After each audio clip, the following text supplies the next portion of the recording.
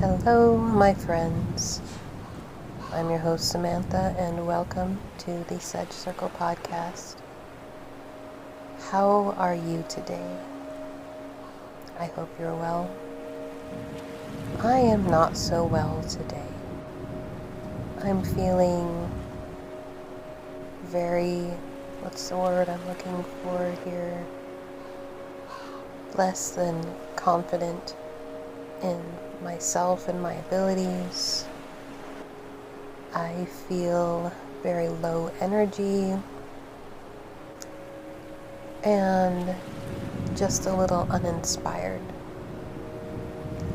And I'm telling you this because I feel that it is a duty of mine as someone who loves to share everything that they've done magically and spiritually, and this year even moving into the physical parts of my life through my crafts and artwork and food and all of these different things. I feel it's important to also be an example of accepting yourself even when you don't feel your best. And I was going to do a podcast on finding your higher self, because I know that that's something a lot of people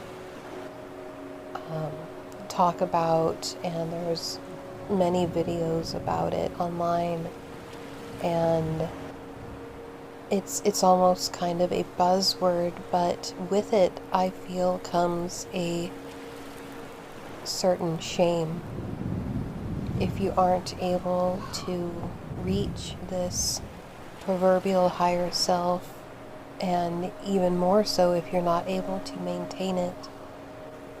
And there are folks who will say that you're not trying hard enough, or you're not doing the right yoga, or you're not eating the right foods, and place the blame on you for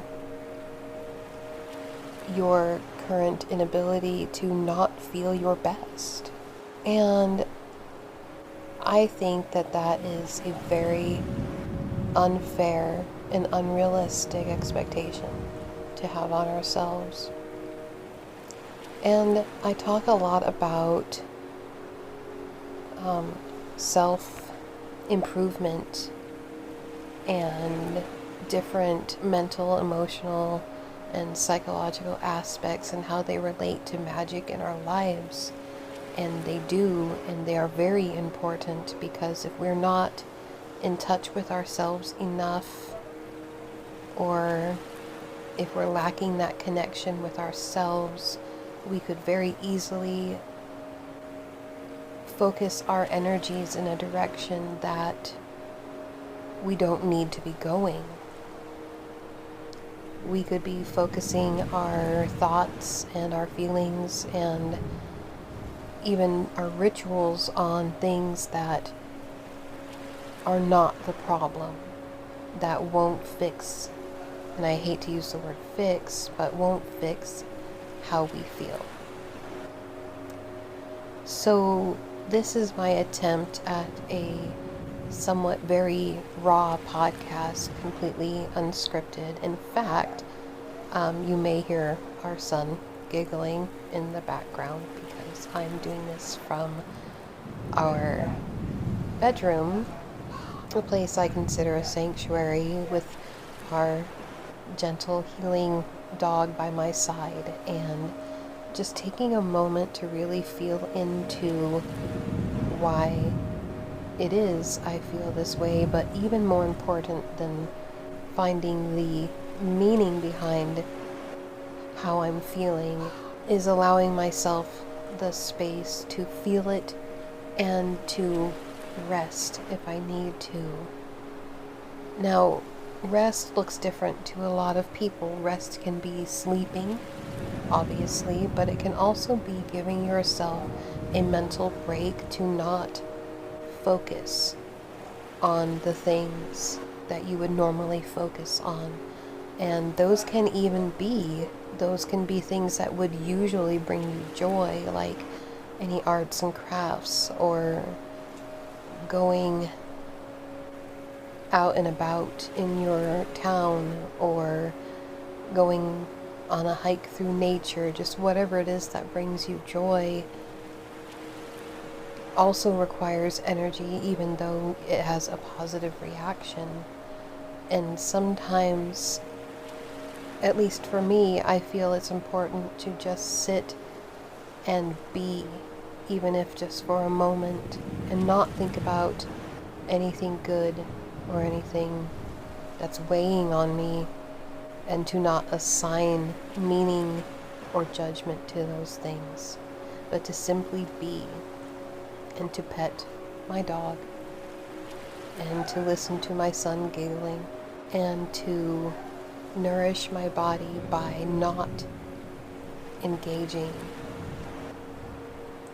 in sending my energy and my focus elsewhere other than right now.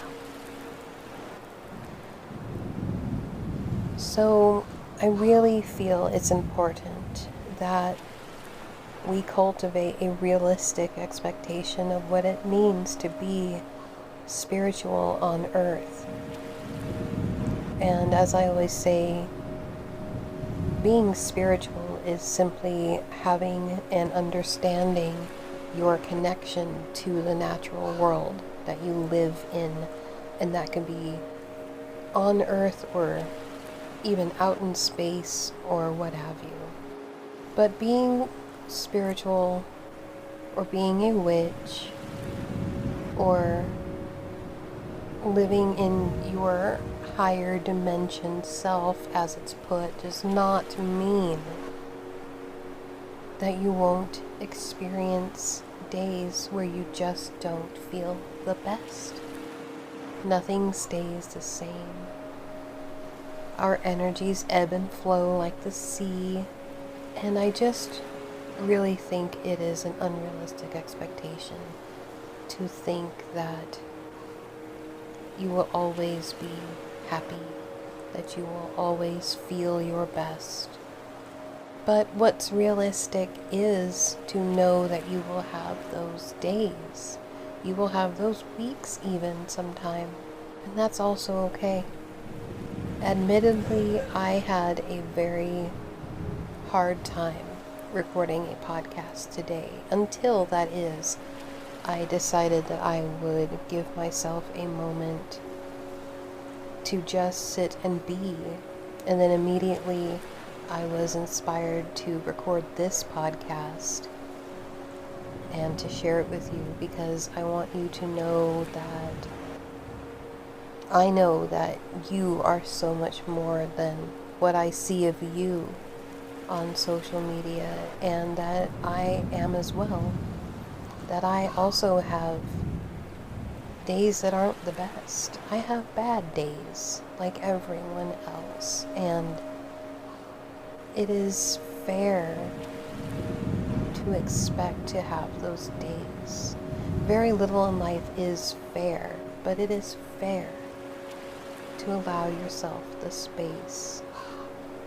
And more often than not, one thing that I've noticed is on those days where I really need to just be are the days that, once I allow myself to slip into being, are the days that I get the most inspired, that I get the most in touch. And just being is something that is not supported in our modern times. We're meant to constantly be productive and to be creating and doing and making and going, but we need time to just be. And I know that can be very hard,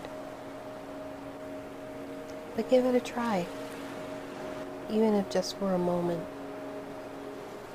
to just be. So I suppose that is all I want to say today. I want to thank you for joining me. And as much as I feel almost uncomfortable saying this, my exposure to other people, particularly on YouTube, is very much dependent on the interactions that I receive from you. So if you wouldn't mind liking this podcast episode, and if you're not subscribed, please feel free to subscribe and to turn on notifications so that hopefully this message of just being reaches someone else who needs it. Thank you so much again. And until we meet again.